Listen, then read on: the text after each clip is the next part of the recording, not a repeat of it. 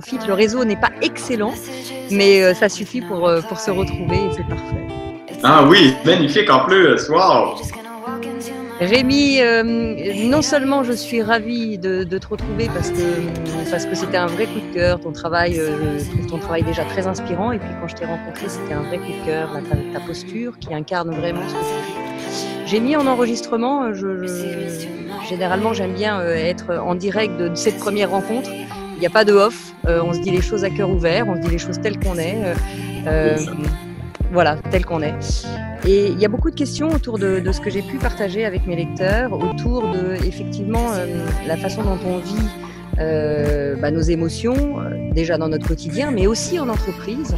Alors, je sais que tu interviens beaucoup en entreprise avec, tu as même créé, je vais te laisser en parler, mais la maison des leaders. Mais un leader, c'est avant tout un être humain. Un salarié, c'est avant tout un être humain. Une personne qui ne travaille pas, c'est aussi un être humain. Et finalement, on a des problématiques très communes les unes aux autres si on se dégage de ces statuts. Donc déjà, est-ce que tu pourrais te présenter en quelques mots de ce que tu fais et surtout ce qui te fait te lever le matin, qui te donne du bonheur à te lever le matin? Ben, savoir que j'ai rendez-vous avec toi, ça m'aide à me lever le matin, ça. Déjà. Ben écoute, tu viens de le dire, je suis un être humain, dans le fond, comme les autres, et qui essaie d'accueillir sa condition d'être humain et de savourer la vie. Puis je dirais que si j'avais à définir ma posture aujourd'hui, c'est davantage d'écouter et de répondre. Alors, j'ai la chance de vivre avec une belle communauté. Tu parlais tantôt des êtres humains avec des êtres humains. À la Maison des leaders, on est plusieurs centaines de leaders, mais dans le fond, on est des êtres humains en marche ensemble. On est une grande communauté, on prend soin les uns des autres. Et de savoir que quand je me lève le matin, il y a cette communauté qui est là, que je sais que je peux être là pour eux, ils sont là pour moi. On est là les uns pour les autres. C'est déjà extraordinaire. Et je dirais que c'est pas, je vis ma vie comme ça, je pense, en communauté, avec la communauté d'amis, la famille. Ce sont tous des communautés d'êtres humains ensemble et ça, je pense que je dois être assez grégaire, dans le fond. Je pense que autant j'ai besoin de silence, côté ermite, autant je pense que je me nourris, je suis gourmand des autres. Ce que j'entends, c'est qu'à travers cette communauté, il y a des échanges. Je sais aussi que tu interviens pour proposer des choses. Tu ne joues pas les enseignants. Je t'ai vu faire. Tu ne joues pas les enseignants, mais plutôt tu apportes des propositions de choses qui te font du bien et qui peuvent aider les autres. Et j'aime cette posture parce qu'il n'y a pas les sachants et puis ceux qui écoutent, mais plutôt une communauté qui avance ensemble avec des choses que toi tu as pu comprendre et que tu as envie de partager. Alors comment ça se passe concrètement? Parce que au-delà de ces échanges, des questions qui reviennent souvent autour de moi, c'est oui, mais quand on est dirigeant, on peut changer et puis on peut faire changer pour ses salariés, mais moi qui suis salarié, qu'est-ce que je fais et comment je fais? Parce que si mon dirigeant il veut rien entendre, je peux rien faire. Et ça, je ne le crois pas au fond. Qu'est-ce que tu en penses, toi? Moi, je pense que si j'avais cru ça, j'aurais pas réalisé ce que j'ai réalisé, parce que moi aussi, j'étais dans une grande boîte cotée en bourse, internationale. Bon, faut dire que mes patrons étaient loin, ça aide. Ils étaient à Paris comme moi, j'étais à Québec, mais on a inventé une entreprise qui ressemblait pas du tout au reste du réseau mondial. Et bon, peut-être que les gens diront, bah, tu sais, Rémi, on avait quand même un devoir je pense que parce qu'on livrait des résultats, parce que la boîte était tellement lumineuse elle apportait des résultats, on nous laissait faire, même si on était un peu des extraterrestres dans la façon de vivre l'aventure. Moi, je pense que la question, c'est vraiment quand je me lève le matin et que je me dis, mais qu'est-ce qui est vivant en moi, puis ce matin, puis qu'est-ce qui importe vraiment? Et tout à coup, je me mets au service de ce qui importe vraiment pour moi, de ce qui est vivant en moi. Et quand je me mets au service de ça, de ce qui me traverse, toutes les solutions viennent indépendamment de là où je suis. Je pense aussi, moi, à une phrase qui m'avait beaucoup apaisé.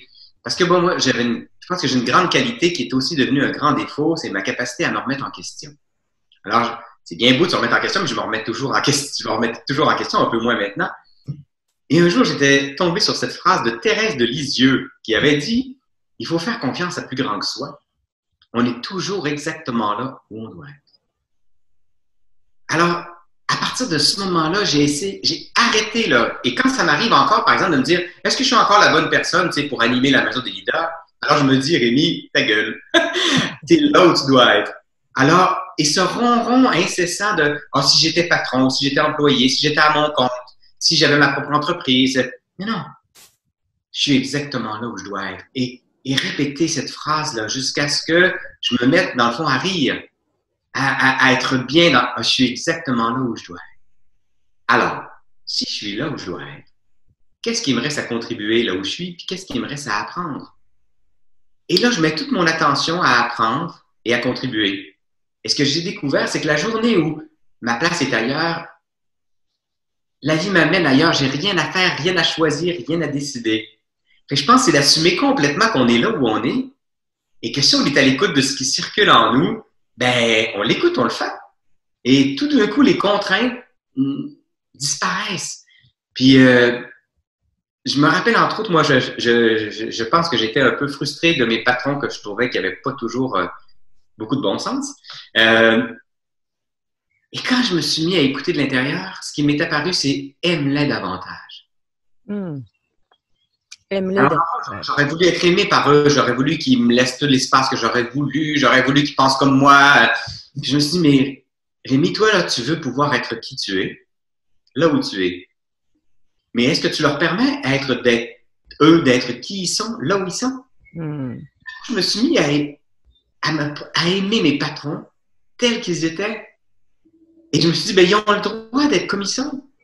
Et tout d'un coup, je ne sais pas ce qui a basculé, mais se sentant accueillis et aimés tel quel, j'ai l'impression qu'ils se sont mis aussi à me laisser être qui j'étais davantage. C'est fou comment ça part, comment tout part de soi. Est-ce que justement, être connecté à qui l'on est, puisque là tu te connectes à quelque chose, même une confiance en toi, mais à quelque chose de plus grand qui est je suis exactement à l'endroit où je dois être, et puis aime-les davantage, est-ce que tu as le sentiment que le fait de changer d'état d'esprit, donc de vibration, on peut dire, tu émanais d'autre chose, puisque tu n'étais plus en agressivité ou en attaque vers tes patrons, mais plutôt en ouverture de cœur. Est-ce que tu as le sentiment que le fait de t'être ouvert a changé de fait leur comportement, leur vibration aussi, quelque part? J'ai aussi fait fondre complètement le désir de vouloir influencer qui que ce soit. Donc, oui, c'est ça que ça a donné, mais je pense qu'il ne faut surtout pas entrer dans l'idée. C'était pas l'objectif, j'entends. Parce que l'amour inconditionnel, elle est inconditionnelle. Ça veut dire que tu changes ou que tu ne changes pas, je vais t'aimer. Et il y a quelque chose qui a bougé. Oui, il y a quelque chose qui a bougé, mais il y a surtout quelque chose qui a bougé en moi. Et tout à coup, en les aimant davantage, j'ai découvert qu'ils souffraient beaucoup plus que moi. Et moi, j'avais la chance d'animer une entreprise canadienne. On était 11 000 personnes, mais on s'aimait. On était quand même, c'était grand, mais c'était dans un petit territoire quand même. Eux, ils étaient à l'international dans toutes sortes de défis, de games politiques, etc. Donc, et tout d'un coup, j'ai réalisé à quel point ils souffraient plus que moi, à quel point ils étaient prisonniers plus que moi. Et donc, tout d'un coup, j'ai basculé dans la compassion. Ma vie est devenue plus douce avec eux. Et je pense qu'ils n'ont jamais trop compris ce que je faisais, mais tout d'un coup, ils se sont mis aussi à s'intéresser, à me laisser faire, en tout cas. Et puis, ils voyaient des résultats, ils voyaient un comportement, en tout cas, qui était évidemment bienveillant et aimant, et naturellement, quand on a en face de soi quelqu'un qui est plus calme, qui est moins en panique, qui est moins dans des émotions négatives, naturellement, on a envie de lui faire plus confiance. Je crois que c'est le cas de tout le monde, ça. Moi, ce qui m'intéresse, Rémi, et merci pour ça, parce qu'on voit cette prise de conscience qui fait que parfois, c'est simplement quelques secondes, comme tu l'as dit. Je ne sais pas exactement comment c'est arrivé, mais en quelques secondes, le fait d'intégrer ça, t'as changé radicalement. Et ce que j'entends, c'est que t'as pas commencé par être dirigeant d'entreprise. J'imagine pas, t'es pas né dirigeant d'entreprise. Après, on le devient, on fait tout un parcours. Donc, toi aussi, t'as été, j'imagine, salarié d'une entreprise, et puis t'as grandi et monté les échelons. Est-ce qu'il faut attendre d'être dirigeant pour avoir cette posture? Je crois pas. C'est ce cheminement qui a fait que, à n'importe quel niveau de l'entreprise, tu peux avoir ces prises de conscience. Tu es d'accord avec ça? Mais pour moi, je réalise tout le temps. Moi, quand j'étais petit, dans le fond, j'étais à l'école et je pense que je me rappelle, je souhaitais que l'école se réinvente. Je souhaitais que les professeurs voient ça autrement. Donc, dans le fond, toute ma vie, j'ai essayé d'être qui j'étais, là où j'étais et dans toutes les sphères de ma vie. Et c'est peut-être pour ça qu'un jour, même si j'avais très peu confiance en moi, bizarrement, c'est peut-être ça qu'ils ont reconnu en moi, ce groupe, et pour ça qu'ils m'ont offert. Je pense que dans le fond, un jour, moi, j'ai jamais voulu être leader. On m'a demandé d'être leader parce que probablement j'étais leader dans mon quotidien. J'avais beau vendre des caméras dans un magasin de photos, je le faisais avec, je dirais avec leadership, je le faisais avec amour des clients, avec passion, et ça n'a pas changé. Je pense qu'il y a quelques années où tout d'un coup, je me suis pris pour un patron. Alors là, j'ai eu très peu de succès. Et c'était pas très fun. Et tout d'un coup, et ça n'a pas duré trop longtemps. Je me suis pas égaré trop longtemps. Mais aujourd'hui, je suis à la maison des leaders. On a cette communauté magnifique, mais je n'ai aucunement le sentiment d'être un leader ou d'un patron. Je suis un être humain qui mord dans la vie avec les autres et j'écoute ce qui se passe autour de moi. Je prends je prends pas de décision. Je prends que les petites décisions qui me concernent. Tout le monde prend des décisions partout. Donc, il y a aussi cette espèce de, quand on se sent libre, on peut libérer les autres.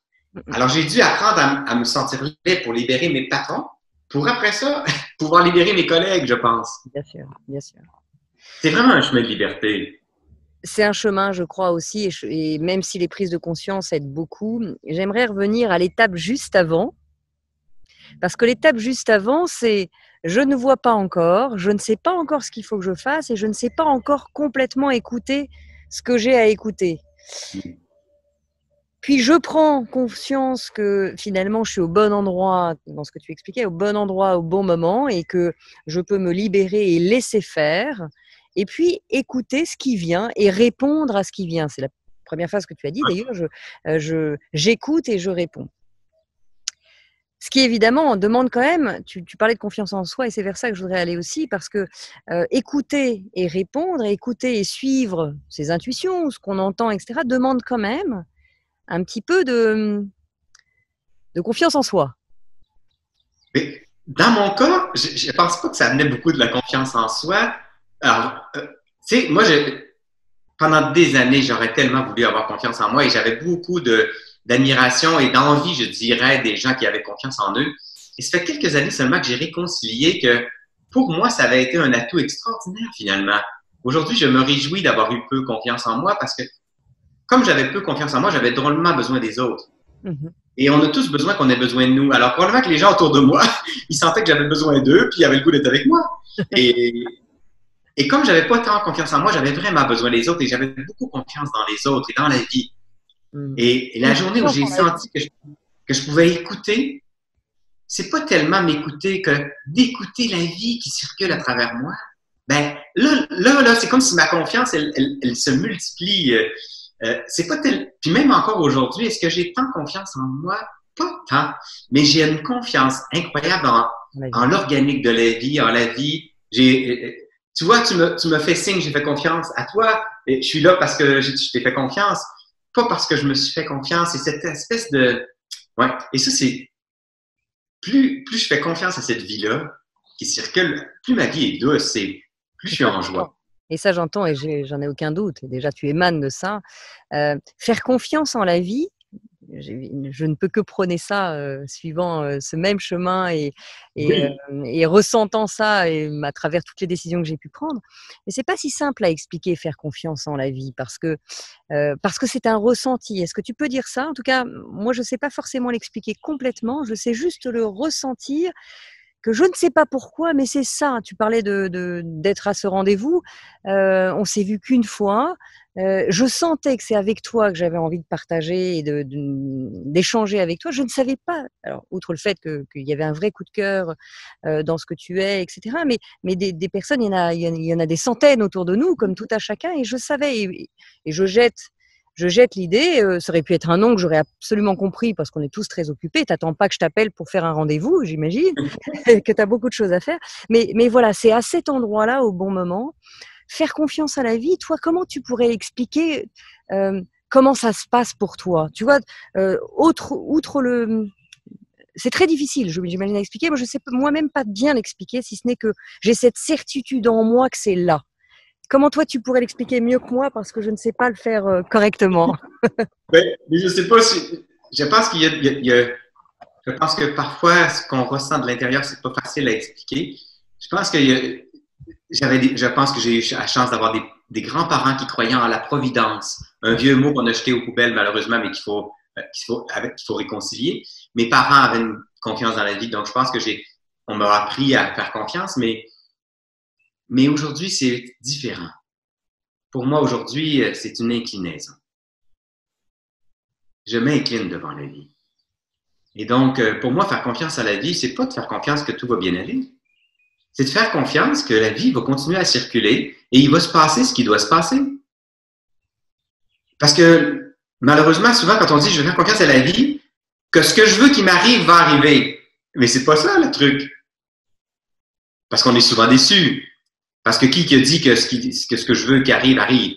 Pour moi, c'est vraiment une inclinaison. Je me sens de plus en plus humble, de plus en plus docile envers cette vie qui circule et qui circulait bien avant que j'arrive et qui circule maintenant à travers moi un peu et qui va continuer à circuler après moi. Alors, la vie, elle circule, c'est une énergie qui nous rallie, qui nous relie les uns aux autres et qui continue son chemin.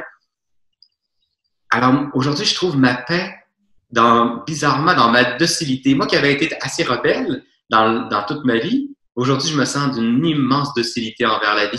Je le sens comme une inclinaison. Je ne sais pas comment l'expliquer mieux. J'entends ce que tu dis, je le ressens même, cette inclinaison. J'avais comme un bémol et j'aimerais ton avis sur le sujet, qui est que tout ce qui arrive va arriver à partir du moment où j'ai passé commande, non pas de ce qui allait arriver, évidemment, puisque ça, c'est la vie qui nous le sert, mais un peu au contraire de, tiens, je sais ce que je veux dans la vie, qui est, par exemple, pour moi, de pouvoir partager qui je suis, de pouvoir essayer de faire du bien autour de moi, essayer d'aider et tendre la main. C'est à peu près tout ce que je vais passer comme commande. Et la vie va me servir des événements, des propositions, comme pour moi, écrire un livre et puis aider d'autres personnes à travers des entreprises, etc. Mais la commande que j'ai passée au départ, elle est très claire de je ne sais pas ce que je vais faire bientôt à 50 ans de ma vie, mais ce que je sais, c'est ce que je voudrais au plus profond de moi dans cette commande que je passe à cette entité plus grande, c'est sers-toi de moi pour faire ce que tu veux à travers cette expérience-là. Est-ce que toi, tu sais le dire ou j'entends qu'il n'y a qu'une inclinaison de on verra ce qui arrive et peu importe ce qui m'arrive, je suis prêt à toute expérience. Tu vois la différence ou pas? Sachant que moi, dans l'expérience, c'est tout est possible. D'ailleurs, quand l'intuition est venue d'écrire un livre, je dis de quoi tu me parles là, je viens du monde d'Excel, toi tu me dis d'écrire un livre. C'est quoi cette intuition? Non, c'est hors de question.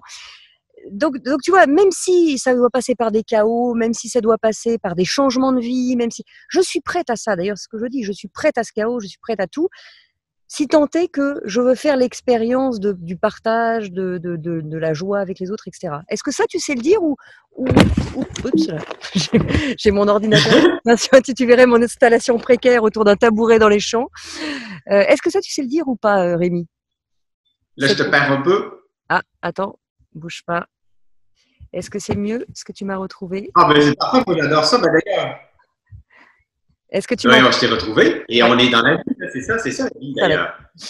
Mais moi, je dirais que c'est un peu, pour moi, c'est un peu un et l'autre. Un et l'autre, ok. Dans le fond, je vais te donner un exemple. Là, je ne sais pas pourquoi, là, mais il y a une de nos leaders qui m'entendait raconter l'histoire que j'ai racontée, tu te rappelles, à Christine sur le gland de chêne. Et elle me dit, Rémi, il faut que tu nous le racontes dans un livre pour enfants. Ouais. Et elle dit, tu nous racontes des histoires, il faudrait que tu les racontes dans des livres pour enfants. Écoute, moi, j'ai jamais passé de ma vie de faire des livres pour enfants. J'ai 3 fils, mais et depuis, là, il y a comme une espèce de... Ça bouillonne en moi. J'ai hâte de faire ces livres pour enfants. Je suis tout énervé. Donc, alors, écoute, ça a monté, ça vient de quelqu'un d'autre, ça a monté. Je me suis dit, oh, mon Dieu, c'est venu toucher à une place en moi qui veut faire ça. Et quand j'ai vu que là, on entrait en confinement, je me suis dit, voilà, je vais avoir du temps pour faire ça. C'est pas ça que la vie me demandait. Alors, pour l'instant, je fais ce que la vie me demande, c'est de prendre soin de notre communauté, être là tous les matins avec tout le monde. Et éventuellement, peut-être, il y aura ces livres pour enfants et peut-être pas. Je me sens de plus en plus libre dans cette espèce de... Et s'ils arrivent, ils arrivent. S'ils n'arrivent pas, ils n'arrivent pas. C'est très doux. Mais effectivement, les deux sont là. Le mouvement de « Oh mon Dieu, il y a ça qui monte en moi, il y a ça qui me donne, qui me rend... » Tout d'un coup, me sens vivant quand je pense à ça. Et si ça n'arrive pas, je vais me sentir aussi tout à fait vivant de ce que la vie va plutôt me demander. Je pense aussi que parfois, quand on dit, par exemple, tu sais, je me rappelle, je vais te raconter une histoire. On était un jour à Assise avec un de nos amis qui est franciscain. On allait marcher les chemins de François avec la Maison des Victeurs. Et je ne sais pas, pendant le repas, je lui dis, je lui raconte quelque chose de choix que j'avais fait. Puis il me dit, ah mon Dieu, comment ça t'est venu?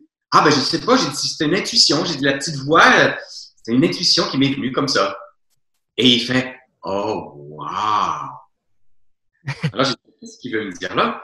Et là, il me dit, ben, tu sais, Rémi, c'est formidable, mais tu sais, quand on a une ou deux intuitions réelles dans une année, c'est déjà beaucoup parce qu'on sait très bien que toutes les autres, c'est l'ego qui s'est déguisé en intuition et en petite voix. Et depuis ce jour, j'ai appris à être d'une grande vigilance. Une grande vigilance parce que parfois, je me dis, par exemple, oh mon Dieu, je sens que c'est ça qui devrait arriver, mais dans le fond, c'est que ça ferait bien plaisir à mon ego, à ma reconnaissance. Alors, et là, tout d'un coup, je suis devenu très vigilant de cette petite voix déguisée parfois. Je sais pas trop qui se déguise en petite voix. Donc, ça me fait rire aussi. Je me prends moins au sérieux dans toutes ces... Quand j'écoute de l'intérieur ou j'écoute ce qui se passe, je prends ça de moins en moins au sérieux. Et à la fois, ben, quand c'est possible, j'essaie aussi de répondre. Puis de l'autre côté, je dirais que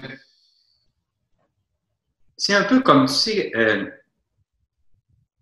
quand on plante un bulbe de tulipe, généralement, il pousse une tulipe. Hein? Malheureusement, parfois, les êtres humains, au moment où on commence à pousser, puis qu'on voit les tournesols au plus loin, on se dit, oh mon Dieu, et si je pouvais, moi, devenir un tournesol, je me sens appelé. Ah, je le sens de l'intérieur, ma petite voix me dit, toi, tu es fait pour devenir un tournesol. Imaginez-vous la pauvre tulipe qui veut devenir tournesol. Non seulement elle ne deviendra pas tournesol, mais en plus, peut-être qu'elle perdra son énergie au lieu de devenir tulipe et d'éclore comme une tulipe. Alors, des fois, moi, je me dis, ben, la tulipe a fait sa job de tulipe, puis la fourmi a fait sa job de fourmi. J'essaie d'être à l'écoute de c'est quoi ma job de Rémi. Et non pas de vouloir être qui que ce soit d'autre. Ouais. Donc, de laisser venir. Et justement, tu parlais d'intuition et j'entends évidemment cet ego qui sait se déguiser et qui sait passer par 1000 couleurs pour nous faire croire et nous mettre des lunettes avec son filtre. Mais justement, comment tu arrives, toi, à te dire, tiens, mais justement, cette intuition, il y en a peut-être une ou deux par an. Cette intuition, je l'ai entendue et je sais que c'est au bon endroit. Je sais que c'est cette intuition-là. Alors que ce n'est pas mon ego qui me raconte mon histoire. Tu vois. Je pense que les autres nous aident. Ma collègue Michel me disait d'ailleurs, bon, elle m'avait dit un jour, tu sais Rémi, moi j'attends que tu m'en parles 3 fois avant de bouger. Alors ça, c'était déjà un bon filtre. Et de développer pour moi, ça n'a pas été facile pour moi de développer la patience. Si ça vient, je laisse porter. Tu sais, la patience pour moi, j'avais entendu que c'était la confiance dans l'instant qui suit. Et l'action dans la douceur. Alors, je fais des choses, je laisse porter, mais avant de m'engager trop rapidement, j'écoute et parfois ça fond, parfois ça s'envole, et parfois ça demeure, et ça m'interpelle parce que c'est ça que j'ai à faire. Je dirais pour moi, c'est moi qui est très spontané, très passionné, j'apprends à rester comme ça, mais aussi être patient pour que le temps et les autres autour de moi m'aide à discerner. Merci pour ça, parce que ça permet effectivement ça vient pas comme ça. J'entends que ça vient pas en une seconde, que ça te demande un chemin et que t'es pas né comme ça et que petit à petit tu es arrivé à ça pour pouvoir vivre avec cette joie. Parce que finalement, de ne rien attendre tout en étant complètement ouvert te permet d'être au service de ce qui arrive et d'être au bon endroit sans te mettre de stress, sans te mettre de... Et ça n'empêche pas les émotions parce que tout être humain a des émotions, donc ça n'empêche pas ces émotions. Si tu devais donner un conseil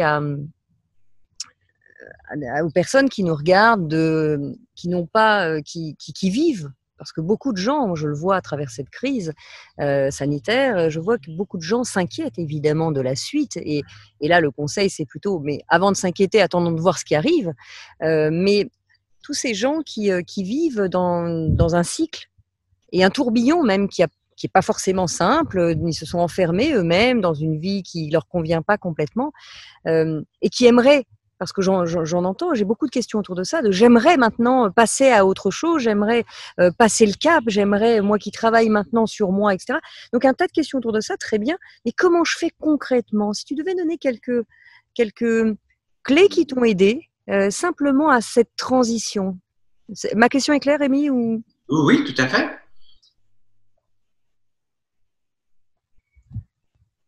Mais je pense que les questions sont peut-être plus pertinentes que les réponses, mais peut-être la question, qui veut ça? Quelle partie de moi veut ça? Et pour qui? Pourquoi?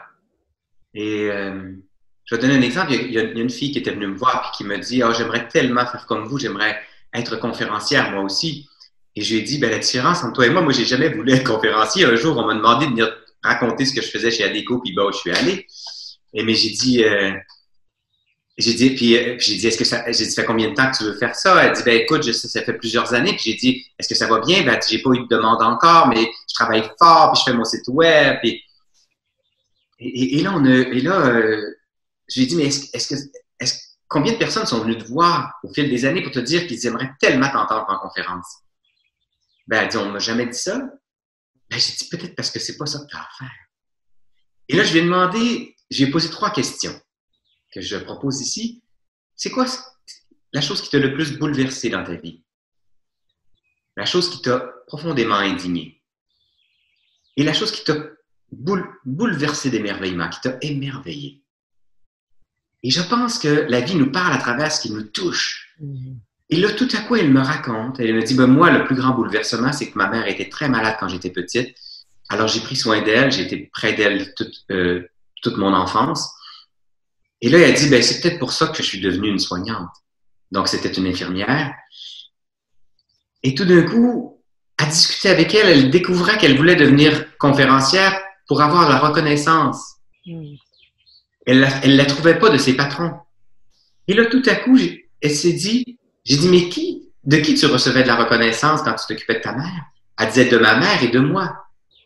J'ai dit, mais là, si tu trouvais la reconnaissance dans les yeux de tes patients et dans ton propre regard sur toi-même, et les retourner auprès des patients, elle est toujours auprès des patients aujourd'hui. Elle rit comme une folle de penser qu'elle voulait être conférencière. Et moi, je pense qu'un jour, je l'inviterai pour nous parler de c'est quoi la relation patient-soignant. Et à ce moment-là, elle répondra avec légèreté. Bien sûr. Donc, pour moi, c'est qui cette partie de moi qui veut ça? Est-ce que la vie m'a déjà interpellé? Je te donnerai un deuxième exemple magnifique que je viens de vivre. Je ne sais pas si tu connais, on a un de nos amis à la maison qui est Jeannot Pinchot, le président du cirque Éloise. Donc, c'est un grand cirque québécois, un beau cirque québécois. Et donc, bien sûr, avec ce qui se passe, ils se disent, ben là, il n'y aura pas de spectacle de cirque avant un an. Et donc, laisser aller tout le monde. Et finalement, il a écouté de l'intérieur et il s'est dit, mais moi, toute ma vie, je me suis défini comme un cirque. Je suis un gars de cirque. Toute ma vie, c'est ça. Mais je suis peut-être pas juste ça. Il a rappelé tout le monde, tous les employés. Il leur a dit, et si on n'était pas un cirque? Si on était juste une belle communauté de créatifs qui avons le goût de servir. Et là, ils se sont mis à écouter autour. Ils se sont dit, ben non, ils se sont mis à créer des activités pour les soignants, pour les aider à passer à travers, les familles des soignants, les personnes qui souffrent, etc. Donc aujourd'hui, ils font rien qui ressemble à un cirque, mais ils font toutes sortes de trucs hyper créatifs parce qu'ils répondent. Ils ont dit, mais nos Québécois, ils ont besoin de quoi? Notre communauté a besoin de quoi? Alors, mettons nos talents au service de la communauté plutôt que de vouloir continuer à être ce que j'ai été jusqu'ici. Bien sûr. Et ça demande, honnêtement, comment je dirais ça? C'est presque une révolution en lui d'avoir. Pour moi, c'est d'un courage inouï d'avoir réussi à quitter une couche identitaire aussi solide pour dire, ben dans le fond, je suis peut-être pas juste un gars de cirque. Quelque chose de beaucoup, beaucoup plus grand, évidemment, alors que ça faisait des années qu'il travaillait autour de ça. Je suis tellement d'accord, on se colle tellement et on s'enferme tellement dans notre statut, dans notre religion, dans notre sexualité, dans un tas de choses qui fait que on s'enferme et on n'est plus que ça. Et j'aime assez parce que depuis le début, dès le début, je t'ai dit, tiens, est-ce que tu pourrais te définir et me dire ce que tu fais en quelques mots? Et tu n'as toujours pas dit ce que tu fais parce que tu es bien au-delà de ce que tu fais. Et j'aime tellement ça, Rémi. J'aime tellement ça parce qu'évidemment que je mettrai un lien pour que les gens puissent aller voir ce que tu fais. Mais tu n'es pas ce que tu fais. Tu es bien au-delà de ce que tu fais. Et c'est ça qui est extraordinaire.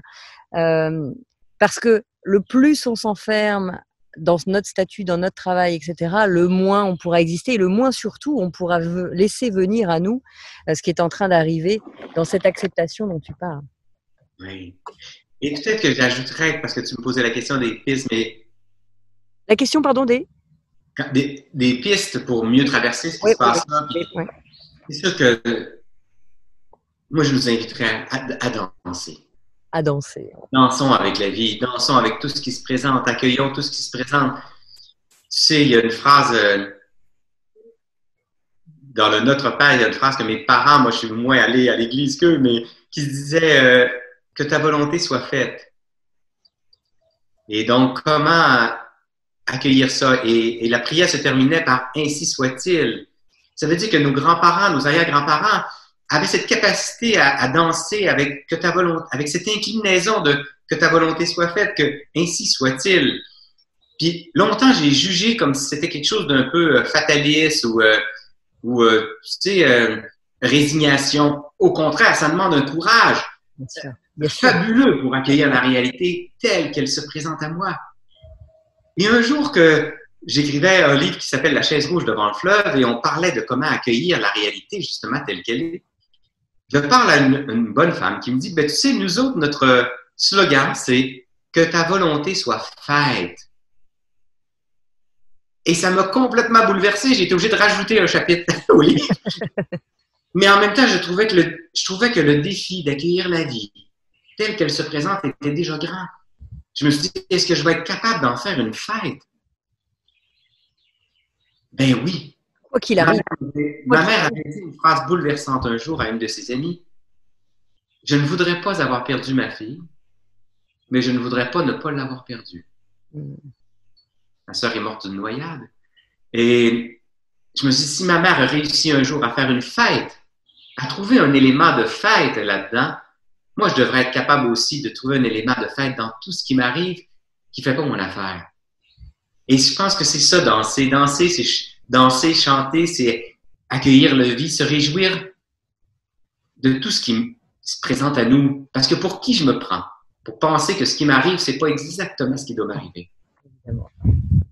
Alors voilà, merci. J'avais le goût d'ajouter. Je suis très, très touchée d'avoir eu ce moment avec toi. J'ai un format d'une demi-heure, je pourrais parler des heures et des heures avec toi. Si tu devais... j'aimerais j'ose une dernière petite question.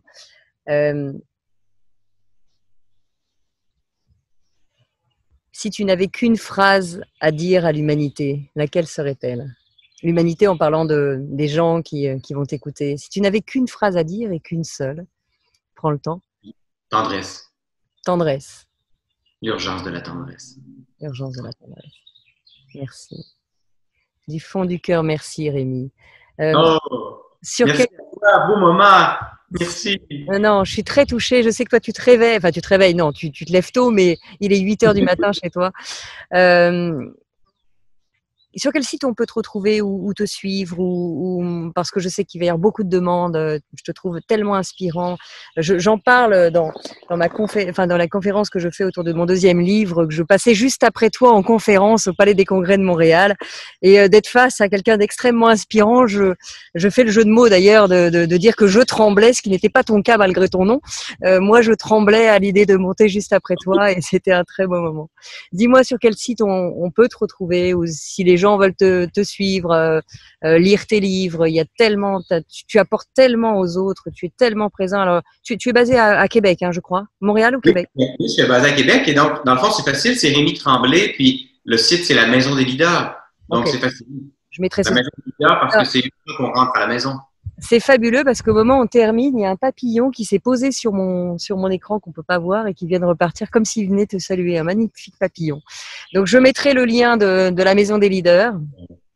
Et merci vraiment infiniment, infiniment pour ce moment. Et puis, cette réponse spontanée d'un oui immédiat, ça m'a bouleversée, ça m'a mis vraiment une joie dans le cœur.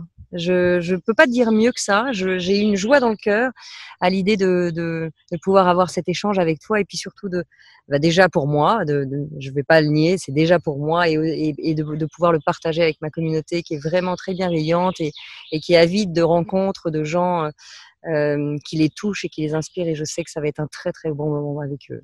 Donc merci vraiment. Je t'embrasse et je les embrasse tous aussi. Et il n'y avait pas d'autre chose qu'un oui possible parce que j'étais tellement aimé quand on s'est croisés, ça a tellement c'était lumineuse et pour moi d'être avec toi, ben ça me remplit de lumière. Alors c'était bon pour moi, je savais que ça serait un cadeau pour moi. Merci infiniment Rémi. Je t'embrasse fort et à très bientôt.